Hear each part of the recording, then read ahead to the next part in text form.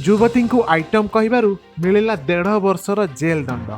भारत में दिनक दिन दुष्कर्म एवं महिला विरोधी हिंसा मामला बढ़िबारे लागिछि। ए परिस्थिति रे मुंबईर एक कोर्ट यौन उत्पीड़न मामलें जन अभियुक्त को उदाहरण सृष्टि करने भली दंड देइछन्ति। जड़े नाबालिका को आइटम कहवाकू नहीं अभियुक्त अबरार खान को 1.5 वर्ष जेल दंड रे दंडित करछन्ति मुंबईर डिंडोसी सेशन कोर्ट। यह सहित कोर्ट 500 टंका जोरिमाना लगाइछन्ति।